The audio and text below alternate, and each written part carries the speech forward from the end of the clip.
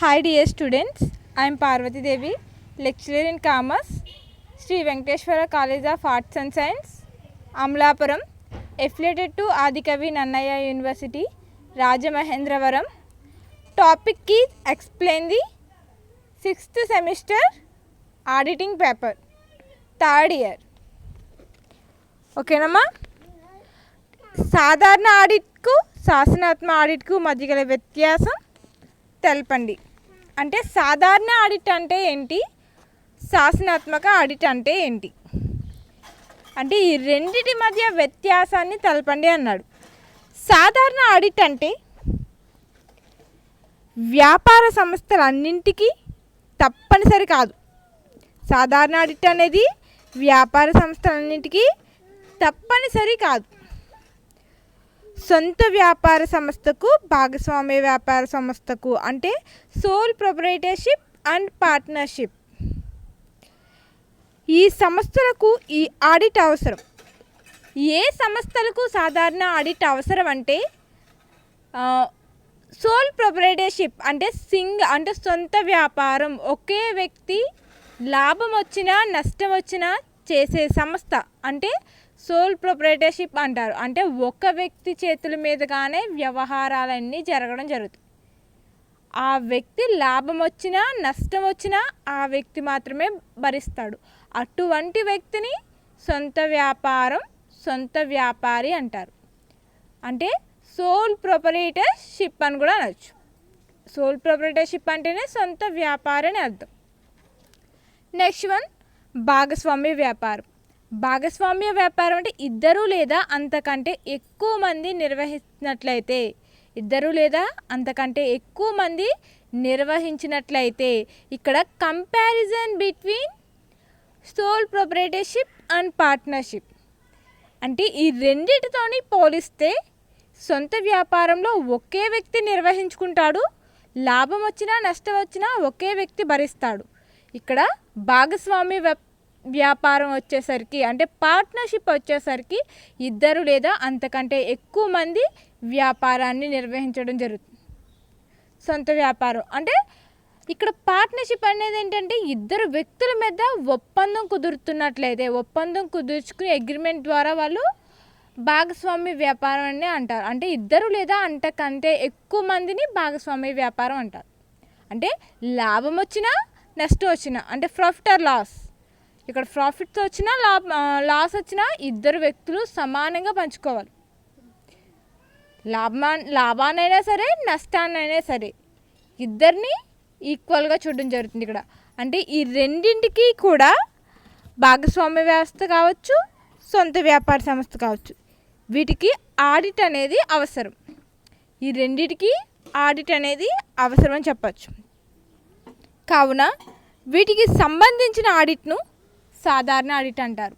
అంటే వీటికి సంబంధించిన ఆడిట్ను సాధారణ ఆడిట్గా కన్సిడర్ చేయడం జరుగుతుంది. నెక్స్ట్ వన్, శాసనాత్మక ఆడిట్. శాసనాత్మక ఆడిట్ అంటే ఏంటంటే ప్రభుత్వ శాసనాల క్రింద కొన్ని సంస్థలు వార్షిక లెక్కలను ఆడిట్ చేయించవలను. అంటే ప్రభుత్వ శాసనాల కింద కొన్ని సంస్థలు అనేవి, కొన్ని ఆర్గనైజేషన్స్ అనేవి పనిచేయడం జరుగుతాయి. అంటే ప్రభుత్వం కింద కొన్ని సంస్థలు అనేవి, ఆర్గనైజేషన్స్ అనేవి ఉంటాయి. ఈ ఆర్గనైజేషన్స్కి వార్షిక లెక్కలు ఆడిట్ చేయించవలసి ఉంటుంది. అంటే తప్పనిసరిగా చేయించవలసి ఉంటుంది. అలాగే జాయింట్ స్టాక్ కంపెనీలు, బ్యాంకులు, బీమా ఇన్సూరెన్స్ సంస్థలు కావచ్చు, బీమా ఆర్గనైజేషన్స్ కావచ్చు, వీటినన్నిటినీ కూడా వీటికి సంబంధించిన ఆడిట్ని సాధారణ ఆడిట్ లేదా శాసనాత్మక ఆడిట్ అంటారు. ఇక్కడ సాధారణ ఆడిట్ గురించి తెలుసుకున్నాం, మనం శాసనాత్మక ఆడిట్ గురించి తెలుసుకున్నాం. సాధారణ ఆడిట్ అనగానే మనకి గుర్తుకు రావాల్సింది భాగస్వామ్య వ్యాపార సంస్థ, అలాగే సొంత వ్యాపార సంస్థ, సోల్ ప్రొప్రైటర్షిప్ అండ్ పార్ట్నర్షిప్, ఈ రెండింటికి ఆడిట్ అవసరం. ఇక్కడ శాసనాత్మక ఆడిట్ వచ్చేసరికి ప్రభుత్వ రంగ సంస్థల కింద పనిచేసే శాసనాత్మక సంస్థలు ఏవైతే ఉంటాయో, ఆర్గనైజేషన్స్ ఏవైతే ఉంటాయో అవి జాయింట్ స్టాక్ కంపెనీస్ కావచ్చు, లేదా బ్యాంకులు కావచ్చు, ఇన్సూరెన్స్ సంస్థలు కావచ్చు, ఇన్సూరెన్స్ ఆర్గనైజేషన్స్ కావచ్చు, బ్యాంకులు, ఇన్సూరెన్స్ ఆర్గనైజేషన్స్, జాయింట్ స్టాక్ కంపెనీలు, అలాగే వీటినన్నిటినీ కూడా శాసనాత్మక ఆడిట్ అనేది సంబంధించిన ఆడిట్ని శాసనాత్మక ఆడిట్ అంటారు. అలాగే ఇక్కడ వీటి రెండిటికి శాసనాత్మక ఆడిట్కి సాధారణ ఆడిట్కి డిఫరెన్స్ చూద్దాం. సాధారణ ఆడిట్కి అలాగే శాసనాత్మక ఆడిట్కి. ఇది సాధారణ ఆడిట్లో వచ్చేసరికి ఫస్ట్ వన్, ఇది శాసన సంబంధం కాదు.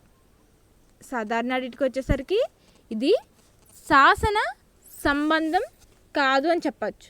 అలాగే ఈ శాసన సంబంధం కానిది ఏదైతే ఉంటుందో, ఈ శాసన సంబంధం కానిది ఏదైతే ఉంటుందో శాసన ఆడిట్కి వచ్చేసరికి ఇది శాసనబద్ధమైందని చెప్పచ్చు. ఇక్కడ సాధారణ ఆడిట్ వర్సెస్ శాసనాత్మక ఆడిట్.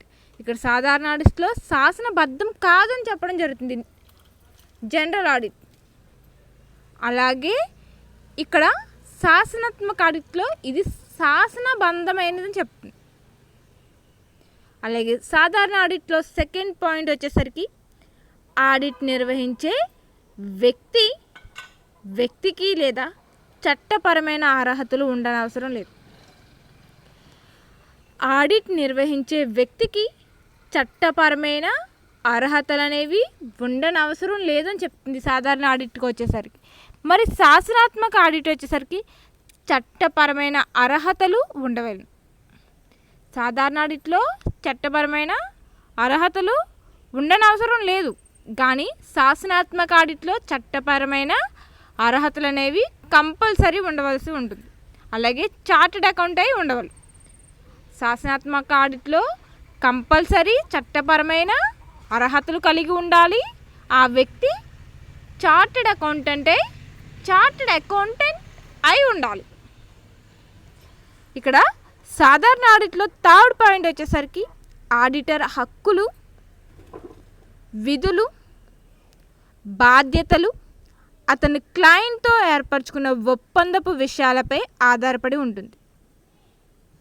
ఇక్కడ ఆడిటర్ హక్కులు అనేవి, అలాగే రైట్స్ అండ్ కాన్సెప్ట్స్, విధులు, రెస్పాన్సిబిలిటీస్, అతను క్లయింట్ ఏర్పరచుకున్న ఒప్పందం, అతను ఎవరితో అయితే అగ్రిమెంట్ చేసుకుంటున్నాడో ఆ విషయాలపై ఆధారపడి ఉంటుంది. సాధారణ ఆడిట్కి వచ్చేసరికి ఆడిటర్ హక్కులు కావాలి, అలాగే విధులు, బాధ్యతలు అతను క్లయింట్తో ఏర్పరచుకున్న ఒప్పందపు విషయాలపై ఆధారపడి ఉండడం అనేది జరుగుతుంటుంది. ఇక్కడ శాసనాత్మక ఆడిట్కి వచ్చేసరికి ఆడిటర్ హక్కులు, విధులు, బాధ్యతలు శాసనాత్మకమైనవి కంపెనీల చట్టంలో పేర్కొనబడి ఉన్నాయి. అంటే ఇక్కడ హక్కులు, విధులు ఏవైతే ఉంటాయో శాసనాత్మక ఆడిట్లో, ఇక్కడ శాసనాత్మక ఆడిట్లో కంపెనీకి సంబంధించి ఆడిటర్ హక్కులు, విధులు, బాధ్యతలు శాసనాత్మకమైనవి అలాగే కంపెనీ చట్టంలో పేర్కొనబడినవై ఉంటాయి.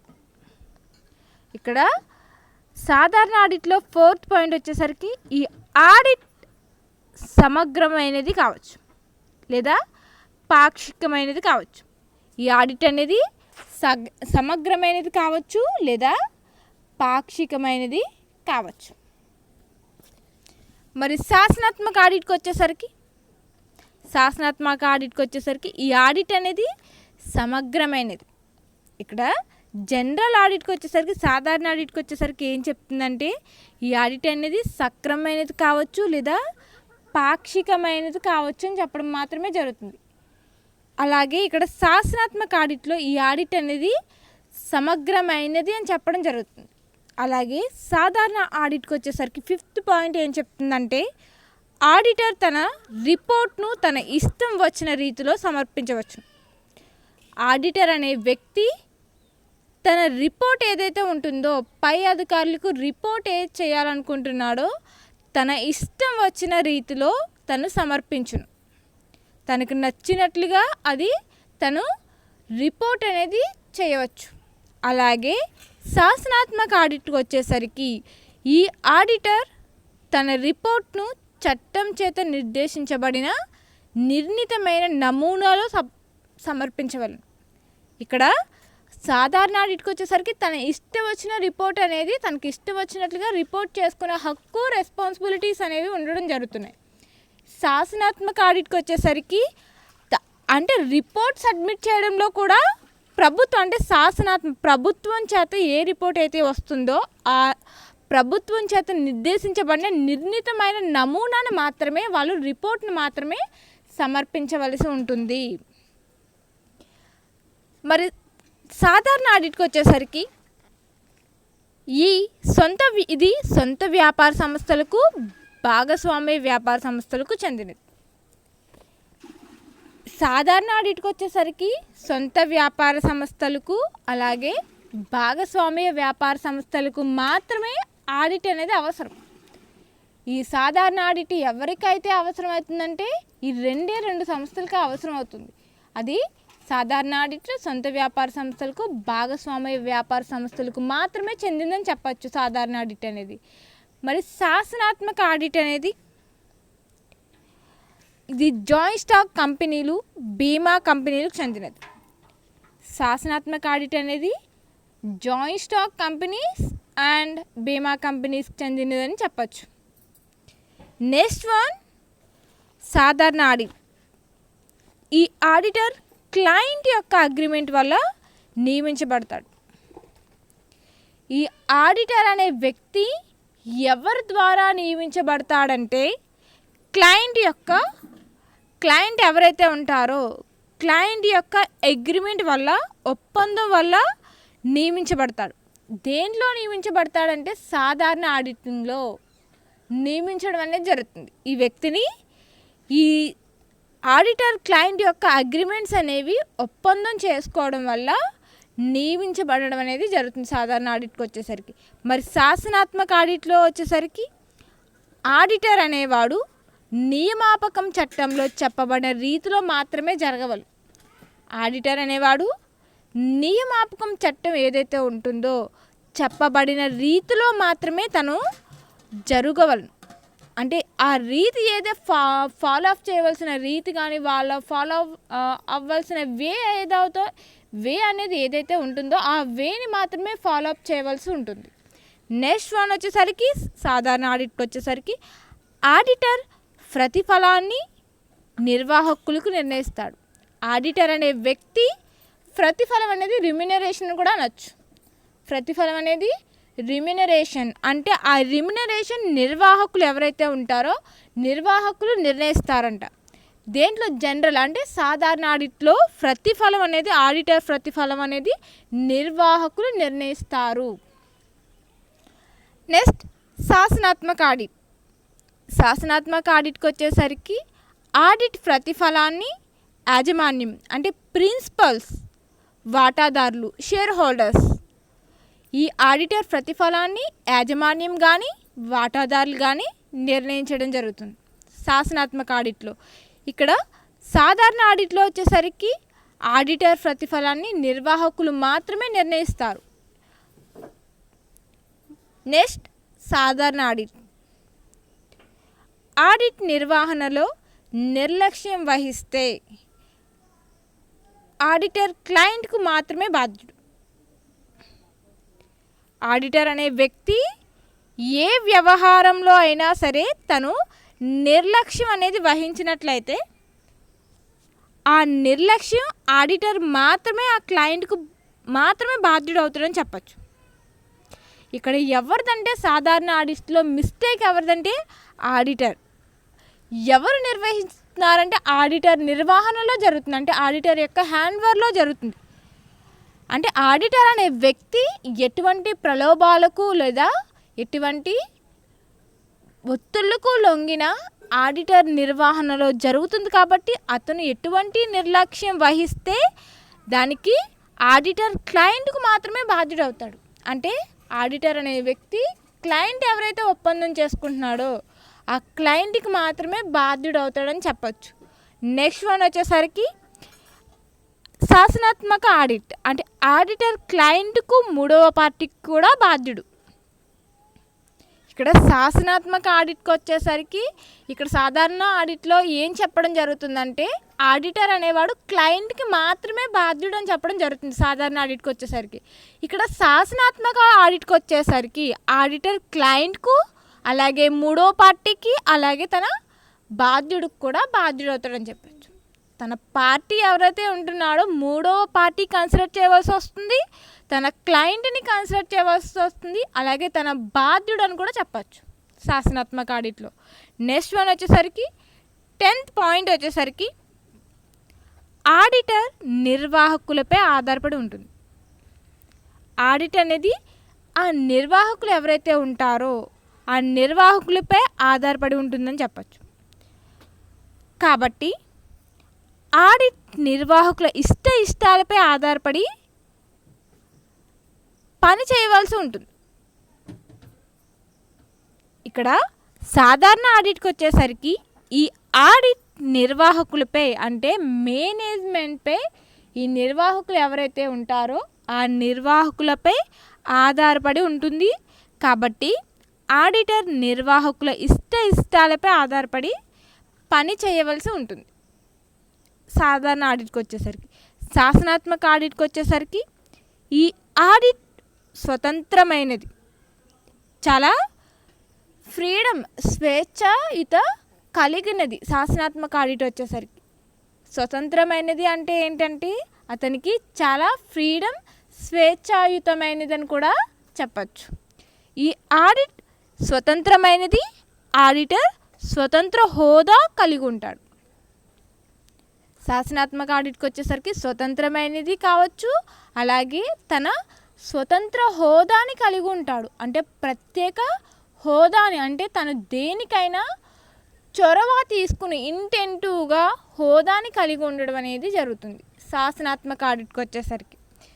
మరి జనరల్ ఆడిట్ సాధారణ ఆడిట్లో వచ్చేసరికి ఇష్టాలపై ఆధారపడి పనిచేయవలసి వస్తుంది. ఆడిటర్ అనేవాడు నిర్వాహకులపై ఆధారపడి, నిర్వాహకులు ఎవరైతే ఉంటారో ఆ నిర్వాహకులపై ఆధారపడి, కాబట్టి ఆడిటర్ నిర్వాహకులపై ఇష్టాలపై ఆధారపడి పనిచేయవలసి వస్తుంది. మరి శాసనాత్మక ఆడిట్కి సాధారణ ఆడిట్కి వచ్చేసరికి ఈ ఆడిటర్ హక్కులు కావచ్చు విధులు కావచ్చు మార్చవచ్చు.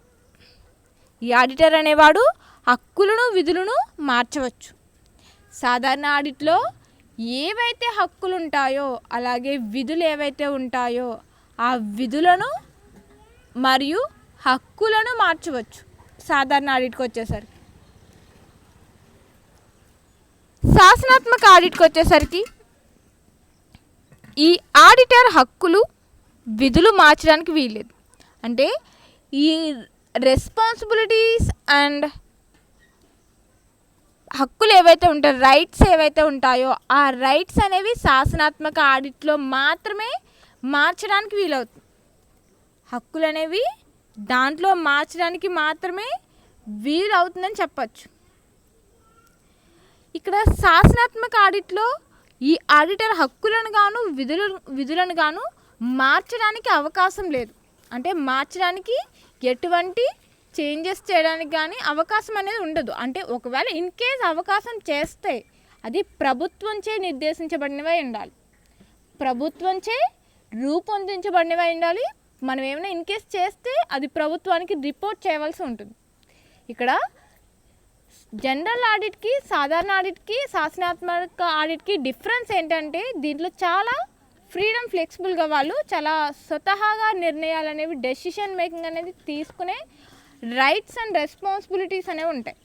వాళ్ళ హక్కులు విధులు అనేవి ఎలా ఉంటాయంటే సాధారణ ఆడిట్లో హక్కులు కానీ విధులను కానీ వాళ్ళు మార్చుకునే హక్కు అనేది ఉంటుంది. అలాగే శాసనాత్మక ఆడిట్కి వచ్చేసరికి వాళ్ళు ఏ డెసిషన్ తీసుకోవాలన్నా ఎటువంటి రైట్స్ని చలాయించాలన్నా లేదా చేంజెస్ చేయాలన్నా కూడా వాళ్ళు ప్రభుత్వ అనుమతి పొందవలసి ఉంటుంది. శాసనాత్మక ఆడిట్లో ఎటువంటి చేంజెస్ చేయడానికి వీలు ఉండదు. సాధారణ ఆడిట్కి వచ్చేసరికి వాళ్ళు హక్కులను కానీ విధులను కానీ మార్చుకునే అవకాశం అనేది ఉంటుంది. నెక్స్ట్ వన్ వచ్చేసరికి ఈ ఆడిటర్ పాత పద్ధతులు ఏవైతే ఉంటాయో పాత ఆడిట్ స్థానంలో ఈ ఆడిటర్ పాత ఆడిటర్ స్థానంలో కొత్త ఆడిటర్ను నియమించడానికి నిబంధనలు ఏమీ లేవు. ఈ పాత ఆడిటర్ స్థానంలో కొత్త ఆడిటర్ అనే వ్యక్తిని నియమించడానికి ఎటువంటి నిబంధనలు కానీ రూల్స్ అండ్ రెగ్యులేషన్స్ కానీ కండిషన్స్ కానీ లేవని చెప్పవచ్చు.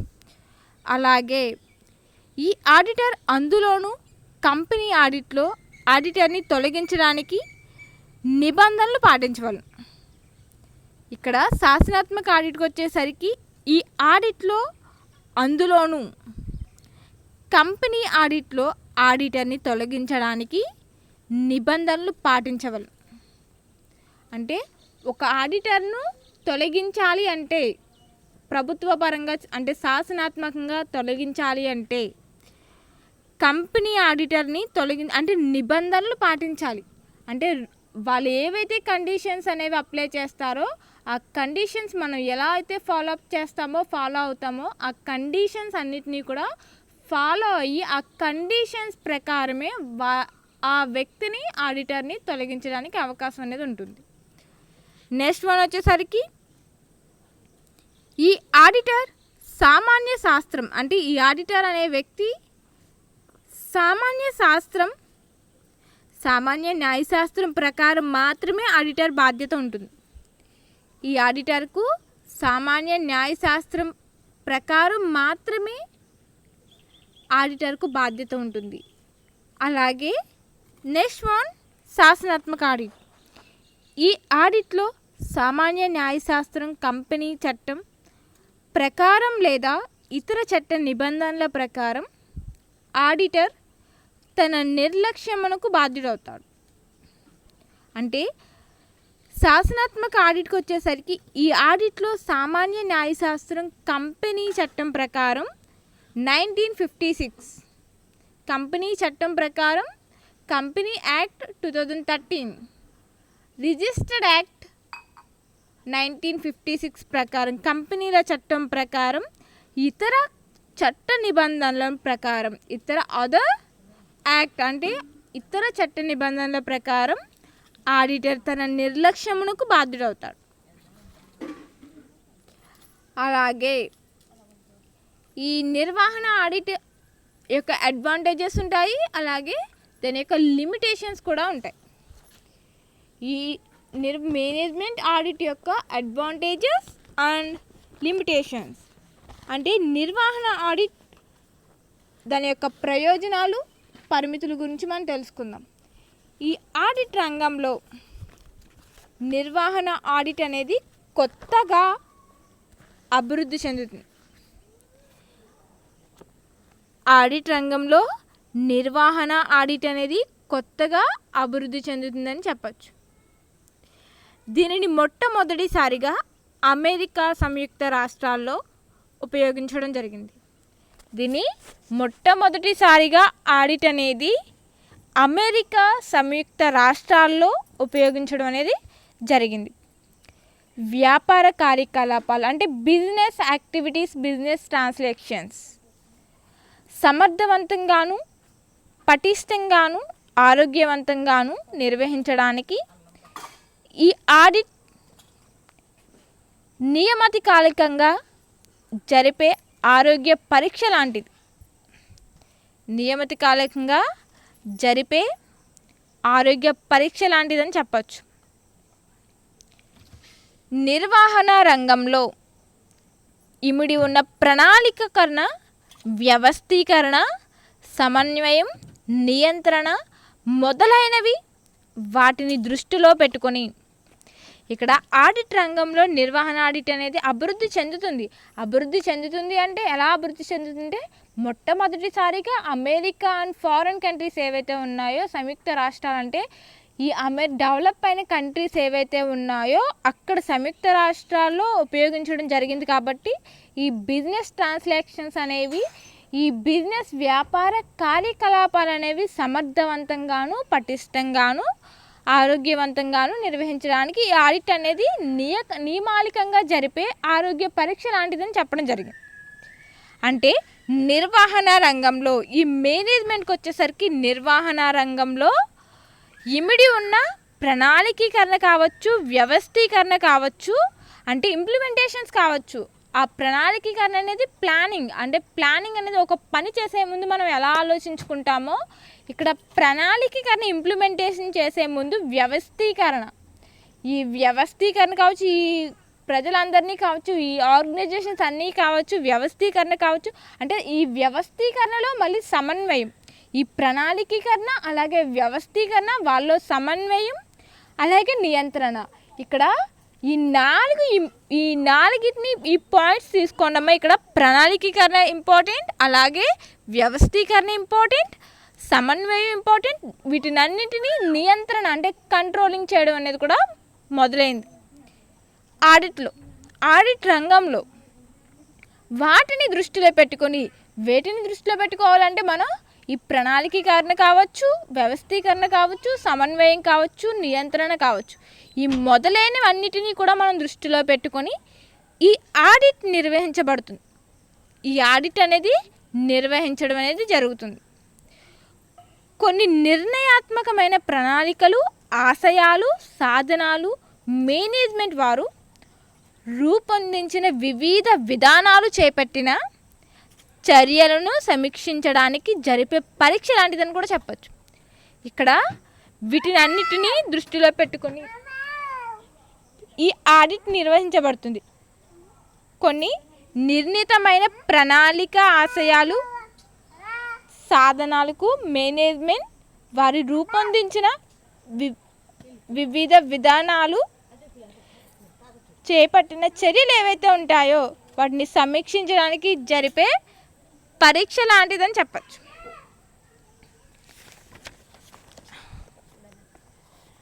ఉద్దేశాలు. ఇక్కడ ఉద్దేశాలు వచ్చేసరికి నిర్వహణ ఏదైతే ఉంటుందో ఈ నిర్వహణ అధికారులు తమ కార్యకలాపాలను చక్కగా నిర్వహించడానికి సహాయపడుట. ఇక్కడ దాని యొక్క ఇంపార్టెన్స్ ఏంటంటే ఈ నిర్వహణ అధికారులు అంటే మేనేజ్మెంట్ అని కూడా చెప్పచ్చు. ఈ నిర్వహణ అధికారులు తమ యాక్టివిటీస్ చక్కగా నిర్వహించడానికి సహాయపడుట. నెక్స్ట్ వన్ వచ్చేసరికి ఈ నిర్వహణ ప్రక్రియలో ఉన్న లోపాలు ఏమన్నా ఉంటాయి, దాని లోపాలను కావచ్చు, ఆవశ్యకములు కావచ్చు, ఆవశ్యకాలను క్రమరహిత్యాన్ని బయటపెట్టుట, ఉన్నత ఫలితాలను పొందడానికి అవసరమైన సలహాలను ఇచ్చుట. ఇక్కడ వాటిలో ఏమన్నా లోపాలు అంటే వాటి యొక్క గోప్యత ఏవైతే ఉంటుందో, సీక్రెట్స్ ఏవైతే ఉంటాయో, వాళ్ళు ఏవైతే అపహరించడం జరుగుతుందో అంటే అపహరించడం అంటే పక్క ద్రోవకు పట్టడం అంటే పక్కకి మళ్లించడం జరుగుతుందో, ఈ నిర్వహణలో ఉన్న లోపాలు ఏవైతే ఉంటాయో వాటి ఆవశ్యకాలను కావచ్చు, క్రమరహిత్యాన్ని కావచ్చు బయట పెట్టుట, ఉన్నత ఫలితాలు అనేవి పొందడానికి అవసరమైన సలహాలు ఇచ్చుట అనేది ఆడిట్ రంగం అనేది ఉపయోగపడుతుంది. నెక్స్ట్ వన్ వచ్చేసరికి సంస్థ లాభదాయకతను, స్వయంభరణ శక్తిని పెంపొందించుట. అంటే ఈ ఆర్గనైజేషన్ యొక్క డెవలప్మెంట్ కావచ్చు, ప్రాఫిట్ని గెయిన్ చేయడం కావచ్చు, ఈ లాభాన్ని ప్రాఫిట్ ఏదైతే ఉంటుందో దాన్ని పెంచుకోవడానికి స్వయంభరణ శక్తిని అనేది పెంపొందించడం అనేది జరుగుతుంది. అలాగే నెక్స్ట్ వన్ వచ్చేసరికి సంస్థ ఆశయాలు సాధనకు అవసరమైన సూచనలను నిర్వహణాధికారులకు అందచేయటం. ఇక్కడ ఈ సంస్థ యొక్క అచీవ్మెంట్స్ ఏవైతే ఉంటాయో, సంస్థ యొక్క గోల్స్ కానీ అచీవ్మెంట్స్ కానీ సాధనకు అవసరమైన సూచనలను నిర్వహణాధికారులు నిర్వహణాధికారులు ఎవరైతే ఉంటారో, నిర్వహించే వాళ్ళు ఎవరైతే ఉంటారో అధికారులు అందచేయడం అనేది జరుగుతూ ఉంటుంది. నెక్స్ట్ వన్ వచ్చేసరికి వివిధ స్థాయిలలో ఉన్న నిర్వహణ అధికారులు అంటే వివిధ రంగాల్లో కావచ్చు, వివిధ స్థాయిలు వాళ్ళ యొక్క స్టేజెస్ కావచ్చు, వివిధ స్టేజెస్లో ఉన్న వాళ్ళు కావచ్చు, వాళ్ళ స్థాయిలో ఉన్న వాళ్ళు కావచ్చు, ఉన్న నిర్వహణ అధికారులు తమ యొక్క విధులు ఏవైతే ఉంటాయో ఆ విధులను అలాగే బాధ్యతలను, రెస్పాన్సిబిలిటీని ఫలవంతంగాను సమర్థవంతంగాను నిర్వహించడానికి సహాయపడడం జరుగుతుంది. అంటే ఫలితవంతంగాను అలాగే సమర్థవంతంగాను సక్సెస్గాను నిర్వహించడానికి అనేది సహాయపడడం అనేది జరుగుతూ ఉంటుంది. అలాగే నెక్స్ట్ వన్ వచ్చేసరికి నిర్వహణాధికారులు ఎవరైతే ఉంటారో ఈ నిర్వహణ అధికారులు పటుత్వమైన ఆశయాలను ఉద్దేశాలను రూపొందించేటట్లు చూచుట. ఈ మేనేజ్మెంట్కి సంబంధించిన వాళ్ళు నిర్వహణాధికారులు ఎవరైతే ఉంటారో ఈ నిర్వహణాధికారులు పటుత్వమైన అంటే చాలా స్ట్రాంగ్మైన పట్టుదలతో పటుత్వమైన ఆశయాలు కావచ్చు, వాళ్ళ యొక్క ఉద్దేశం కావచ్చు, వాళ్ళ ఎక్స్ప్రెస్ చేయవలసిన వాళ్ళ యొక్క ఒపీనియన్ కావచ్చు, ఉద్దేశాలు ఏవైతే ఉంటాయో అవి రూపొందేటట్లు చూచుట. అంటే రూపొందించడం అనేది ఇంప్లిమెంటేషన్ చేయడం అనేది జరగడం అనేది జరుగుతుంది. నిర్వహణ అధికారులు వాళ్ళు ఏవైతే ఉంటాయో వాళ్ళ గోల్స్ ఏవైతే ఉంటాయో వాళ్ళ యొక్క అచీవ్మెంట్స్ ఏవైతే ఉంటాయో అలాగే వాళ్ళ ఒపీనియన్ని తీసుకుని ఈ నిర్వహణ అధికారులు ఎవరైతే ఉంటారో దాన్ని ఇంప్లిమెంటేషన్ అనేది చేయడం జరుగుతుంది. నెక్స్ట్ వన్ వచ్చేసరికి వివిధ భాగాల మధ్య అంటే వివిధ విభాగాల మధ్య సమర్థవంతమైన సమన్వయాన్ని సాధించుట.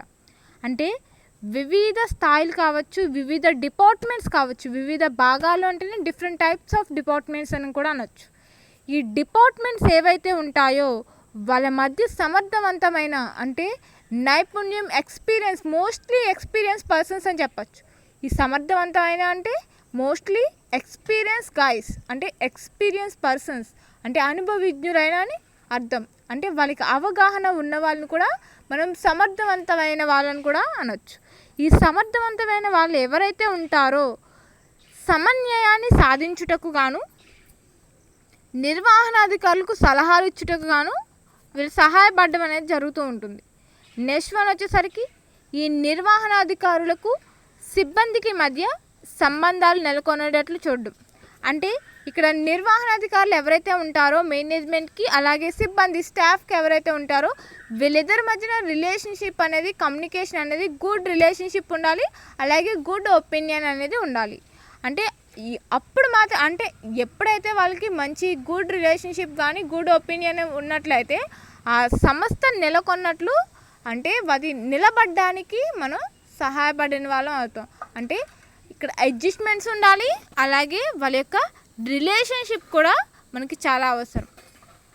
అంటే బయట వారిని మంచి ఫలితవంతమైన సంబంధాలు అనేవి నెలకొనేటట్లు చూడాలి. ఈ బయట వారు ఎవరైతే ఉంటారో ఆ బయట వారితో మంచి ఫలితమైన సంబంధాలు నెలకొనేటట్లు మనం చూడవలసిన అవసరం అనేది ఉంటుంది ఆడిట్ రంగంలో. నెక్స్ట్ మనం వచ్చేసరికి దాని యొక్క అడ్వాంటేజెస్ ఏంటంటే దాని అడ్వాంటేజెస్ ఫస్ట్ ప్రణాళికలు. దాని యొక్క ప్రణాళికలు అనేవి ఏంటంటే ప్రణాళికల ఉద్దేశం విధానాలు అంటే విధానాల తయారీలోనూ వాటిని సమర్థవంతంగా అమలు చేసి తత్ఫలితాలను సాధించడానికి నిర్వహణాధికారులు ఈ ఆడిట్ సహాయం చేస్తుంది. ఈ ప్రణాళికలు ఏవైతే ఉంటాయో ఈ ప్రణాళిక అంటేనే ఇంప్లిమెంటేషన్ అని చెప్పచ్చు. ఈ ప్రణాళిక ఉద్దేశం ఏంటంటే విధానాలు ఏంటంటే ఈ విధానాల తయారీలోని వాటిని సమర్థవంతంగా అమలు చేసి తత్ఫలితంగా నిర్వహణాధికారులు సాధించడానికి నిర్వహణాధికారులకు ఈ ఆడిట్ అనేది సహాయం చేస్తుంది. అంటే నెక్స్ట్ వన్ వచ్చేసరికి నిర్ణయాలు తీసుకునేట అంటే డెసిషన్ మేకింగ్ అని కూడా అనొచ్చు. ఫస్ట్ వన్ ఇంప్లిమెంటేషన్ అంటే ప్రణాళికీకరణ ప్లానింగ్. ఈ ప్లానింగ్ ఎగ్జాంపుల్ చెప్పాలి అంటే ఒక పని అంటే ఏదైనా వర్క్ చేసే ముందు మనం ఎలా అయితే దానికి కావాల్సిన ఆలోచన విధానం దాన్ని ఎలా ఇంప్లిమెంటేషన్ చేయాలి అంటే ఏదైనా సరే ఒక పని చేసే ముందు ఆలోచించే విధానాన్నే ప్రణాళికీకరణ అంటారు. అంటే దాన్ని ఎలా ఇంప్లిమెంటేషన్ చేయాలి, దాన్ని ఎలా చేయాలి, దానికి కావాల్సిన వస్తువులు ఏంటి అవన్నీ మనం ఆలోచించుకున్న తర్వాత మాత్రమే ప్లాన్ చేసుకోవడం దాన్ని ఇంప్లిమెంట్ చేయడం అనేది ప్రాసెస్ చేయడం అనేది జరుగుతుంది. నెక్స్ట్ వన్ వచ్చేసరికి డెసిషన్ మేకింగ్ అనేది అంటే నిర్ణయాలు తీసుకోవడం అనేది ఎలా ఉంటుందంటే లాభాల గరిష్టీకరణకు అంటే గరిష్టీకరణ అంటే మ్యాక్సిమైజేషన్ అంటే ఎక్కువ అని అర్థం, మినిమైజేషన్ అంటే తక్కువ అని అర్థం. ఇక్కడ లాభాల ప్రాఫిట్ మ్యాక్సిమైజేషన్ అనేది ఎలా ఉంటుందంటే లాభాల గరిష్టీకరణ అనేది ప్రాఫిట్ మ్యాక్సిమైజేషన్ అని చెప్పచ్చు.